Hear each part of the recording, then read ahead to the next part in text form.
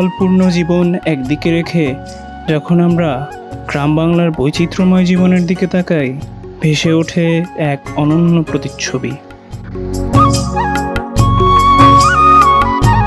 শীতকাল মানেই দিন সকালে শুরু হয়ে দুপুরেই শেষ হয়ে যায়। মানুষের কর্মব্যস্ততা তাই এই সময় যেন একটু বেশিই।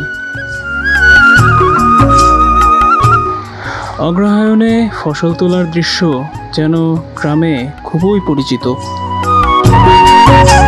মাঠে ঘাটে চড়ে বেড়ানো গরু ছাগলেরও সময় হয়ে এসেছে ঘরে ফেরার। শীতকালের সরিষা ক্ষেতের নান্দনিকতা যেন নজর কাড়ে শহরে বা গ্রামে বাস করা প্রতিটি মানুষের। কৃষক তার জমিতে যেমন সরিষা বুনেছে, তার সাথে বুনেছে ধানের চারাও। এ যেন এক পূর্ব প্রস্তুতি পরবর্তী ফসল ফলানোর।